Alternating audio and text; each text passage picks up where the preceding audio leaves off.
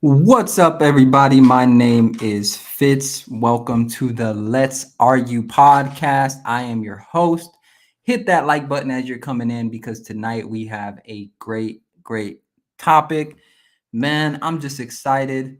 Before we get started, I want to give a shout out to my 98 subscribers. I believe we're at 98 subscribers. I started this channel about a month and a half, 2 months ago. 98 subscribers. I'm happy with what I'm seeing. Thank you for supporting the content. I'm going to be doing more live videos like this, going over topics that I think are interesting.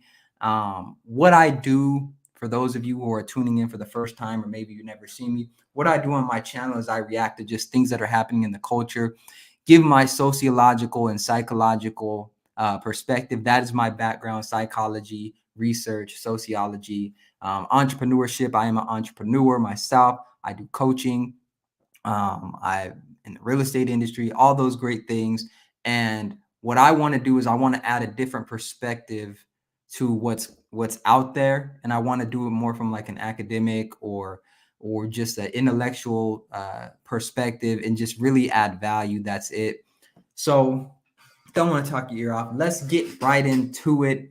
So for those of you who are unaware of just what's happening in the Black financial space, the Black influencer financial space, right? There is a movement, I would say, of Black financial gurus, whether you've seen them on podcasts like Earn Your Leisure or Social Proof, and those are just a couple of big names. What you have essentially is a bunch of influencers who maybe they've made money, maybe they haven't made money. We actually don't know with a lot of these people, but they get online and they give financial advice. They give financial tips. They tell you what stocks you need to pick. They tell you to go invest in real estate. They tell you how to not pay taxes. They tell you how to run plays. They tell you how to use credit and all of these different things, right? This is the financial advice that many Black people are getting. We're not going to financial advisors. We're not going to certified financial planners. We're not going to CPAs. We're not going to tax experts. We're going to people online who are self-proclaimed experts in their field, and we're getting our financial advice from them. So that's pretty much the movement that I've been seeing, right? That's the financial movement. And the financial movement is trying to make finances cool to Black people. You can see it in the way that they talk, the slang they use, the diction, the way that they present information is very different than they would present to an audience that's educated on a level to even be able to ask them questions about finances, to challenge them critically. Because here's the thing, right? Especially when it comes to your money.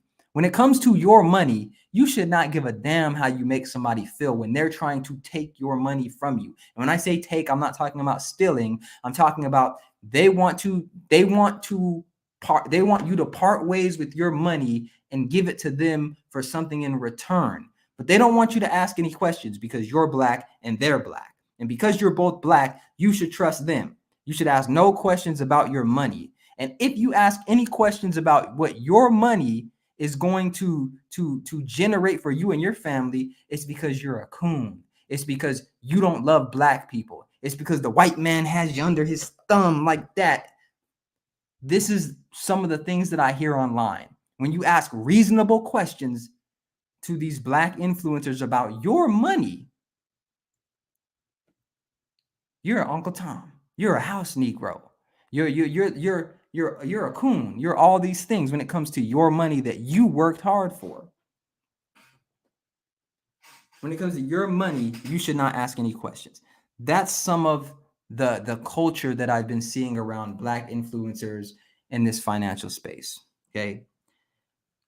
There's a more emerging side of it, I would say, where you have professionals and maybe people that are not on the scammy side, or they're not selling you certain things, or they're approaching it from the perspective of hey, look, courses aren't bad, making money isn't bad, but there is something inherently wrong about giving bad financial advice to people that you know are not in a position to properly vet you, right?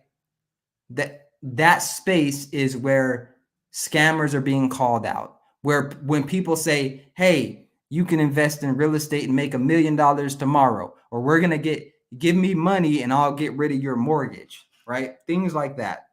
There's an emerging space where Black professionals, Black experts, Black people in these fields are saying, "Hey, wait, you're making the rest of us look bad. You're harming people. We're going to react to the bad financial advice that you give, and we're going to call you out."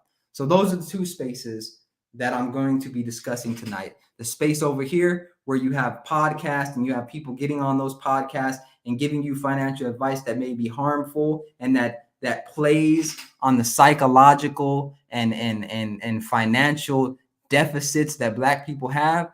And then over here, you have the side that's saying, "Hey, wait a minute, there needs to be some accountability for Black people when it comes to the bad financial advice that you're giving, and you need to vet the people that are coming on to your platforms." Okay, so that's my background, all right, on my understanding of these two spaces. So now that gets us into what I'm going to be discussing tonight is a little bit of a back and forth between a podcast called The Social Podcast and another podcast called Pocket Watching with JT. So, for background information, I think the guy's name is David on the Social Proof podcast. His name is David. And David has a podcast where he invites so-called financial experts to get on and talk about their financial services or their financial products or their understanding of financial literacy, right? And I say so-called experts because I think David has said that, you know, the vetting process that he puts them through is pretty much he goes on their Instagram, checks their likes, their comments. But I didn't get the sense that he was going and vetting whether the financial information they are providing is legitimate. So that's why I say so-called experts. And that's the difficult part is many of these financial experts that get on these shows, they don't have the traditional credentials that you would look for from a professional in that field. These are self-proclaimed millionaires, self-proclaimed experts that you pretty much are using their services because you trust them. They've connected with you in some type of way to where you believe what they are saying. See, in the traditional sense, for instance, if you want to work with a real estate agent, you don't just go to anybody and just trust that they're a real estate agent. There are certain things that you have that you can prove that you're a real estate agent. There's a license. There's your license number where you can give it to someone and they can look online. They can look up your license number to see if you're actively licensed. There are certain certifications if you're in the financial space that you can get to show you are licensed and you are certified to give certain advice, right? Many of these influencers don't have those things. They don't have those things. So the people that do business with them are doing business with them because they trust them on some level. Okay. So that's that. So then over here with Pocket Watching with JT, what he does is essentially reacts to financial advice online. And it's typically bad financial advice. So this will be things like, hey, open up an LLC and put it in a holding company and do this and do that so you can avoid taxes here and taxes there, and get this life insurance policy and put this money over here and put this money over here and do these things. Open up a line of credit and say you're going to buy a car with that credit card or whatever, that line of credit. Don't buy a car and use it as a personal loan, and all these lie about the car being buying a car to get the loan, and then don't buy the car. There's so many crazy things I've seen, right? So that's what he does in a nutshell, is he reacts to bad financial advice online. And where the conflict came in at, I guess, was Dave from the Social Proof podcast, I guess, got wind that Pocket Watching with JT was making some videos or content reacting to some people that had been on his podcast. And I'm going to play this and I'm going to react and just give you my honest opinion. But that's my synopsis. We're going to get into the video so that I can react to it. Here we go. Okay, I'm going to share my screen, and we are going to get it in.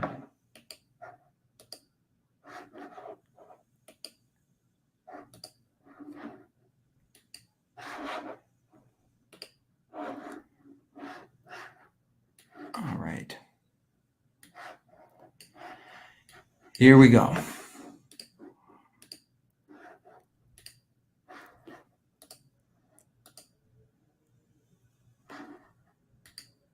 Okay, so here's the video. Let's pull this up.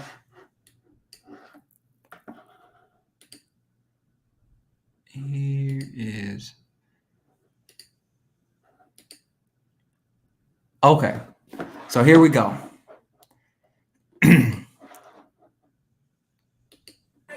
they have around them are yes men and yes women. So this is Pocket Watching with JT. They do their job and they do not give an honest critique on what these guys are doing. And really, that is what I do. That's what Eli does. That's what Tony's doing. We're giving you our honest critique based on our areas of expertise, right? Each one of us have our own area of expertise. And when we see content, not just from Social Proof, but from anyone who's making entrepreneur, financial literate. Okay, so I want to touch on this because this is an important piece, right? What he's saying is essentially this. He is giving a critique of the information that's coming into his community, right? And one thing you have to understand about many of these podcasts that have these financial gurus come on is they're not critiquing the information. It's more so operating like an infomercial or an interview where they're giving them very lighthearted questions, or maybe they've seen their content and they're kind of just opening up the questions so that this person can pretty much sell their product to you, sometimes without you even knowing they're selling it, right? So they'll be asking them questions like, okay, so where did you grow up? How did you get your money? And how did it, but they're not asking them, okay, you said that you can make $1 million in a month. How many students do you have? What percentage are actually doing that? What proof do you have to back those claims up?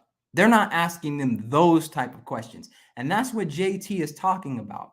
He's talking about an experience where you have people coming on these platforms and all they're doing is being interviewed to sell their product, but they're not being asked real critical questions about the financial services that they're providing. Okay. And because they're not being asked these critical questions, people don't know to ask these questions. They trust the podcaster. They trust the person that has them on the platform. And because they trust them, they trust the people that come on the platform. And so here's the deal, okay? Especially within the Black community, we need to be able to critique information without losing our Black card, without being called names, without being ostracized. We need to be able to critique information even when it comes from other Black people. Why? Because the moment other groups of people see that we're not critically analyzing and critiquing information, what do you think they're going to do? What avenue do you think they're going to do to cause harm to the Black community? Oh, they're going to get a Black person to say what they want them to say, to sell what they want them to sell. That Black person is going to get a little bit of a cut, and that'll be that. Like, don't think just because someone's Black that they have your best interest at heart. Don't think just because they're Black they don't have your best interest at heart. But it's always good to critically think about financial information, especially when you are going to part ways with your hard-earned money. Okay, let's get back into it. All right. The content, we're going to look at it and then we react. We give our critique of it. And if you guys simply listen to us, like really listen to us, we're actually here to help you. Even though we made, like mainly me, I might do a lot of jokes. Eli might do. Okay, I'm going to fast forward it to this part on the interview where he gets into what I want to speak about. His name is Arthur Jenkins. Is it So correct? Arthur Jenkins. Yeah, man, He's talking about JT right here. You know, Early's on. Just to be clear, he's talking about pocket watching with JT right here when he says Arthur. He's saying that JT looks like Arthur. So he's calling him out. So his whole thing is that he is more financially literate than everybody else. And I get it. But some of his advice is like you need to watch out and don't be scammed. And Okay, sounds like good advice. Going at That sounds like good advice. Watch out, don't be scammed. So I haven't heard him really say anything to where I'm more on his side than JT's side at this point. I haven't heard him say anything like that yet. There are these things that look too good to be true. And though I get it kind of, there are sometimes I'll swing for the fences. I go after opportunities. Okay.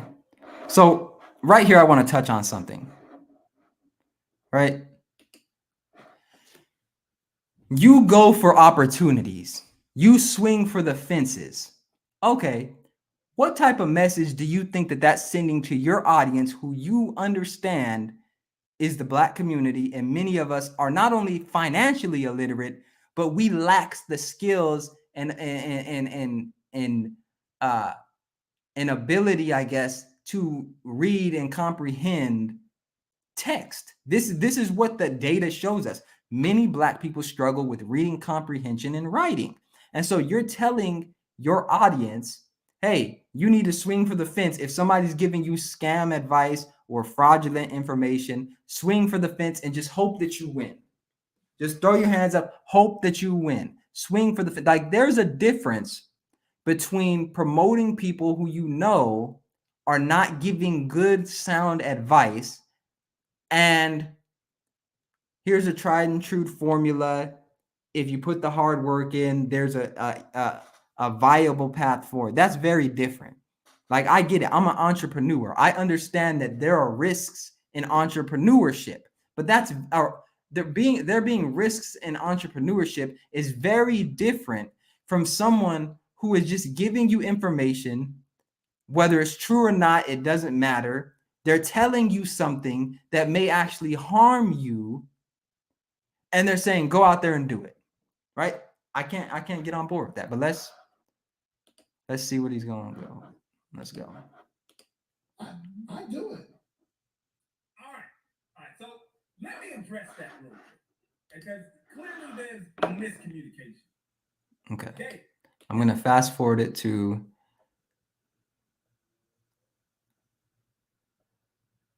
right here where JT is talking about so right here is where JT is talking about some of the scams or the bad financial advice that's been given on Social Proof's platform. So let's hear. An expert in student loan debt. All right, here we go. He's interviewing someone who's an expert, so-called, in student loan debt. And the clip that he uses to promote this episode is of this woman giving a financial tip of how to get rid of student loan debt. Let me summarize what the financial tip was. All right. She said, here's a way that you can get a business loan for this LLC. Pay off your personal student loan debt with the business loan. Okay. Then, here's the genius. File bankruptcy on the LLC. No more student loan debt. Okay. So there we have it.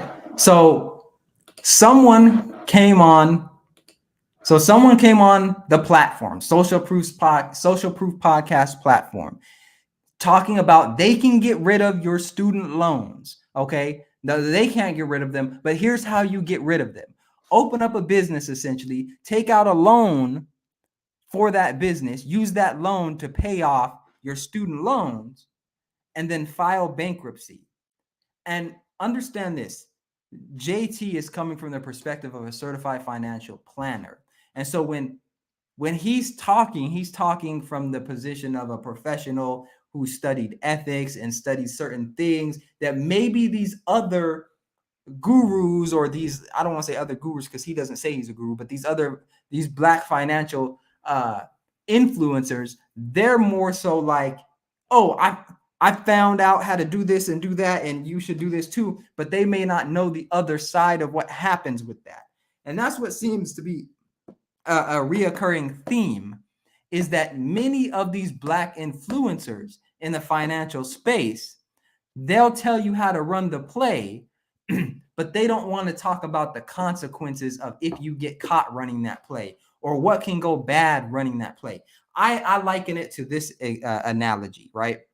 It's like, we all know when you play football, you're at an increased chance of getting head injuries, right? You're getting tackled, all of these things, your head's getting banged up, even with the helmets on, you're getting banged up.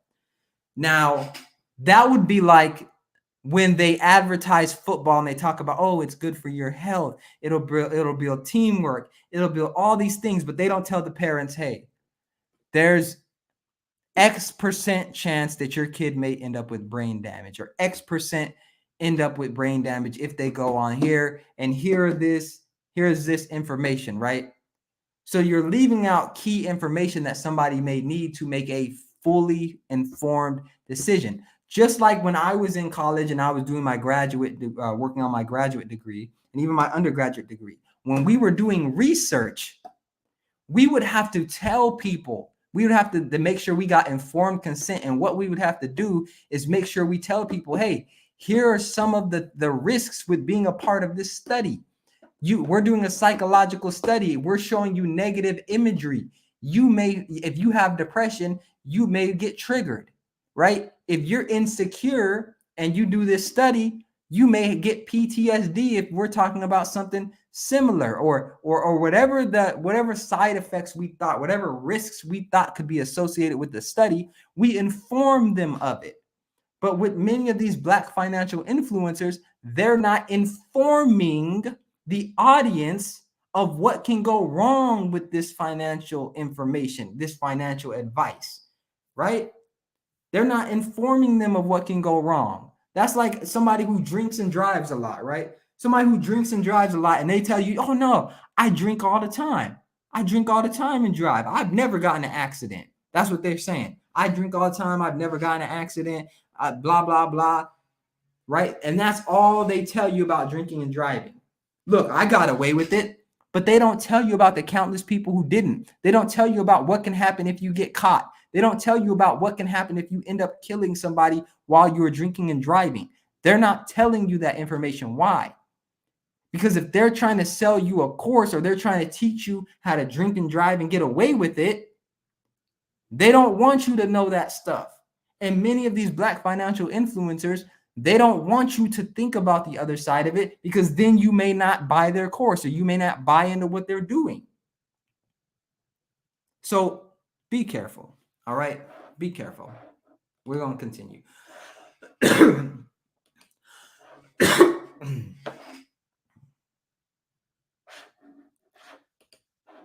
Okay. So I want to actually get into, there's part of it that I want to get into. I'm going to fast forward it, because this is the part that I think is key. All right. I'm going to put this on. Here we go. Find this part. All right. Think podcast. You think me? You think business coach? I don't know. These have preferred. Okay. A coach for that podcast. Weird that I do. Good. Yo, so before. Here we go. All right. Let me find this part. All right. I'm finding it for And you. then he even Okay. I think it's right here. Like, there are some people that are super dedicated. Like, they've dedicated their life to calling out people Yeah. or bashing people who may have done something wrong. Yeah. Which I got pause right here. Bashing people. I don't think they understand the definition of the words that they use. And I'm not Right. Okay. Let me get to it. I'm gonna get to it, and then I'll talk about it. on your hands. The truth is, but now we're starting to see people who've never been in that space before Mhm. that are now the leader of the scammer alerts. Yeah. And it's like what are we doing? It's a marketing strategy, Definitely right? marketing strategy. I don't know. It's a marketing strategy. Okay. So pretty much they're saying if you're calling people out, right? You're calling people out and you're saying stop scamming people, that you are doing that to market yourself. Well, here's the thing. Even if that was true, that is not a bad marketing strategy. That is not bad, right? As a matter of fact, that's one of the most effective ways to market yourself, is to show the gap or the deficit of another business. Hey, look, we got this toothpaste over here. And this toothpaste, it's so good, it doesn't make your mouth burn. These other people's have been the other people's toothpaste has been found to cause cancer. Ours doesn't. Ours doesn't, but theirs does. Come buy ours, right? It's a great marketing strategy when you are in that space and you're saying, hey, look, they scam people and we don't. Because notice, the Social Proof podcast did not say that they were wrong about their analysis of the scammers. All they said was they're calling out the scammers and they're using that to market their business. I don't know that they are, but let's say that they were. What's wrong with that? What's wrong with saying, hey, look, come do business with me because I'm not going to scam you like them other people? I don't see what's wrong with that. What's wrong with telling people do not do business with people that are going to scam you? Do business with people who are legitimate.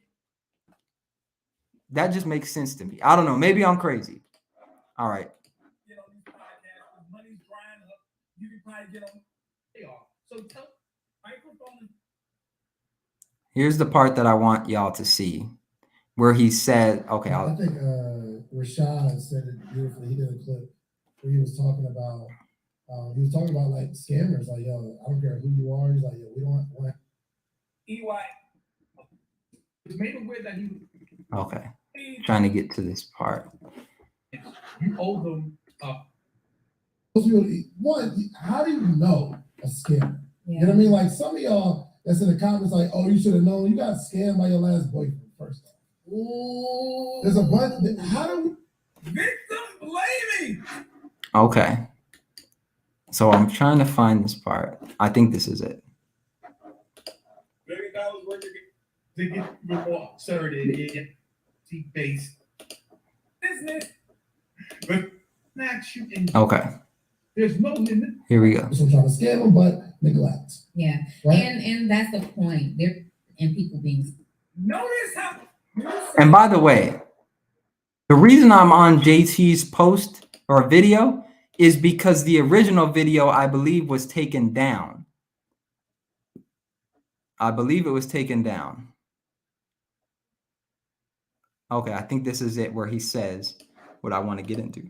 exception. So I think it's a little It's only our culture though, but it's really, really deep rooted, I believe, because we've always had an incentive to call out our brothers and sisters. Always, from slavery times. I want to be in a house. I don't want to be in the field. mhm. So Mhm. they created the classism, where okay, this person's in the house, and we gotta hire this person to oversee all the others. Yeah. And it's an incentive for me to tell on this person because it looks good for me. Yeah. Hey, boss, we catching them, Mm-hmm. right? Even This is 2000. Okay, I want to touch on this. I want to touch on this because I've studied this, and this is kind of my area, right? What he's talking about is during slavery times, there were Black people who were in the house. otherwise referred to as house Negroes. And there were Black people that were working the fields, doing hard labor work. Okay. And what he's saying is the Black people in the house, they had an incentive to tell on the Black people in the field because that would get them brownie points with master, with the white people. That would get them brownie points so that they may be able to stay in the house. Okay. And here's where I think that analysis falls apart, or that comparison.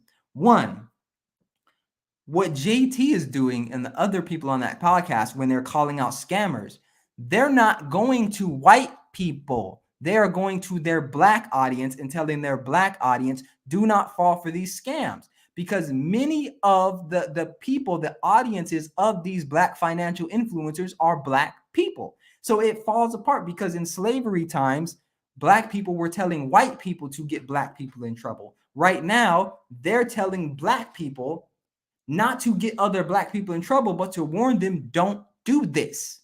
And so it's confusing when he says that this is just like then because there's an incentive to go and tell.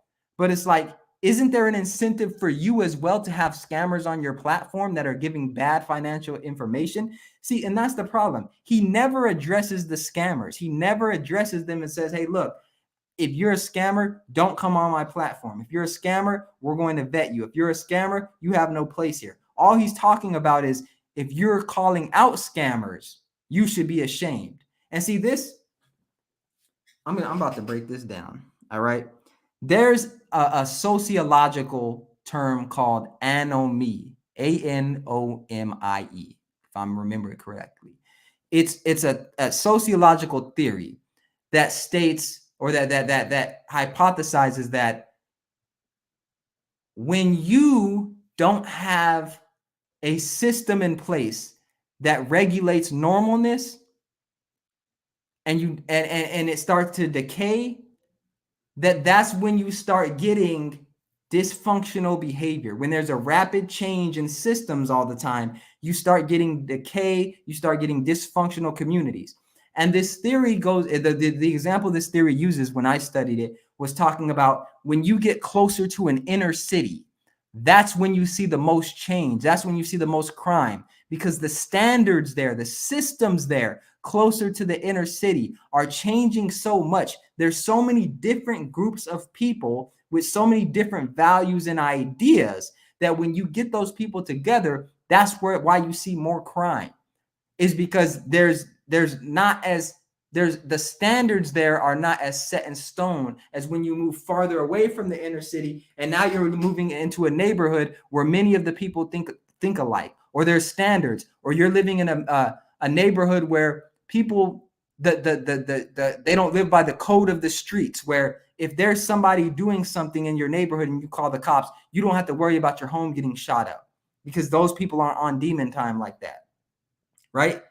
Those are different standards.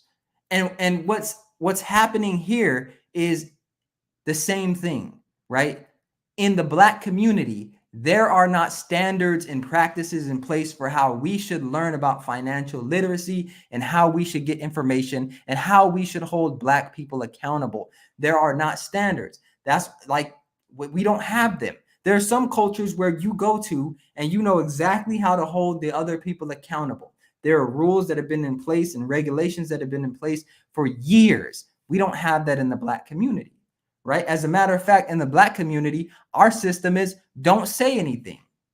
Don't say anything. If someone is doing something wrong in our community, do not say anything. That's our system. And what ends up happening now is it's harder to hold Black people accountable because they're going to whip out the slavery card. They're going to whip out the, oh, you're just trying to do this for white people card. And you can't get anywhere, because the worst thing you can do to a Black person is make them feel like they're not Black. That's the worst thing you can do in our community is take someone's Black card, make them feel like they're not Black. You're not invited to the cookout. You're an Uncle Tom. You're a coon. And these words get thrown around for things that are normal.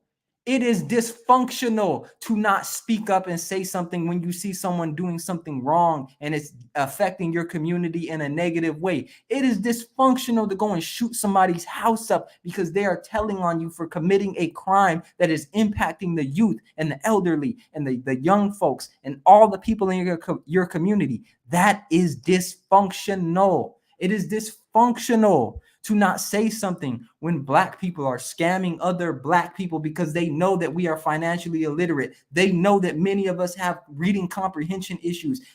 And then they preface their episodes by saying, do your own research. How do you expect people who are financially illiterate to do their own research? Part of doing research is knowing the right questions to ask. When I did my own research when I was in college, the way you did research was you had to have a question, a hypothesis. You had to have a research question. For instance, if you're researching police brutality, you had to have a research question. Okay, the research question may be, how many Black people have died in the last 20 years because of police brutality? Or what are solutions to police brutality? Those are research questions, right? They're not the best because I'm thinking off the top of my head, but those are research questions. If you don't know the right questions to ask, you can't do proper research. You can't do proper research. And if you're financially illiterate, how are you going to know the right questions to ask somebody, to even vet them, to know if what they're saying is true or not? So that disclaimer means nothing. But I digress. Let's get back to it. Okay. And 5, stop snitching.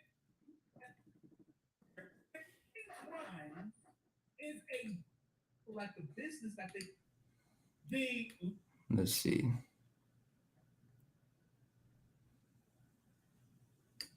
At the job. Yeah. But I'm not letting nobody else take my spot, especially because they're only gonna have a couple of us in this position. Yeah. And I'm not trying to let them in. Yeah. We've always had an incentive to call out each other and all that kind of stuff. It's just, I think it's corny, and I hate that we have to have this podcast and have this conversation because it's becoming such a big thing that we got to watch out for, not scammers, but other Black people.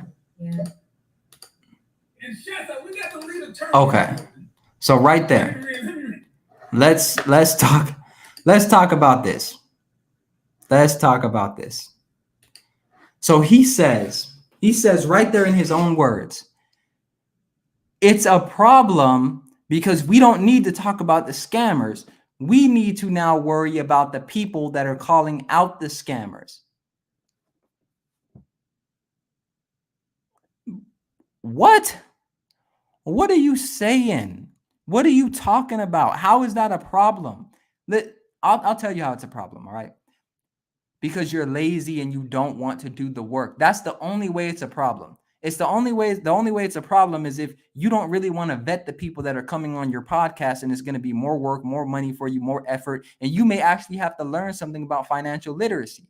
That's the only way it's a problem. Because if you're really for Black people, if you're really trying to help Black people, and you understand that there are people that are falling victim to these scams, and they're falling victim to these scams because people are coming on your platform and they're getting a wider reach than they would have gotten, and people and Black people, your community, the people that you say you love and care about and are doing it for, are falling victim to these scams, then how is that a negative? How is that a negative? So here's my question to David, right? Because he says, the scammers are not the problem. It's the people that are calling out the scammers, right? I don't know if David has children. I don't know if he has close family, but I'm going to give a hypothetical example, right? And I want you as the audience to let me know what you think the answer to this question is, all right? If David, let's say David had children. Let's say David had children, and these children, they weren't at the age where they could go to school yet, but there's somebody, right, that approaches David, and he says, and they say, hey, David, look, I see you have a 3-year-old and a 2-year-old. They're going to be ready to go to school in a couple of years. Well, hey, look, here's this Here's this financial program that I put in place, this fund or whatever it is, this financial vehicle, where if you start putting money in 3 years, you won't have to put any more money in, and your children's tuition will be taken care of from the time they start school until after college. Just 3 years of you giving me $2,000 every 6 months, right? So David is happy. He's excited. His kids are going to get a good education from the time they're in preschool all the way through college for $2,000 every 6 months. All I have to do is give this person this money. Here's my question for the audience. Do you think David would appreciate if someone told him that this person was a scammer? Or do you think that he would appreciate it more if you remained quiet and did not tell him and he lost all that money? What do you think? I think I know the answer, but what do you think, right? Because it's so easy to dissociate yourself from it and distance yourself from the realities that are happening when it's not happening to you. When it's not happening to you, when it's not your hard-earned money. Or if you're in the financial position to take that loss or that L, okay, but many of us are not. Many of us are not. So let's get back to the video because I think it's pretty much almost over.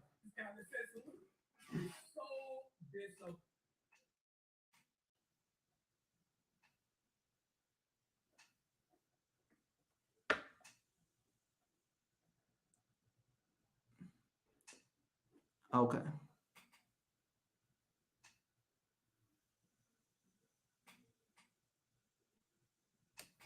We're significantly going backwards. You raised such a good point because I'm really getting upset. white people ain't ever, like, historically, they hadn't had to be tattletales in each other for status and Ever. position. Like, they just want to make more money. They'll go take all your customers, like in some behind the scenes marketing strategy or whatever. Like, you know, they throw shots, they make jokes. Burger King going against Wendy's, and I think We're not.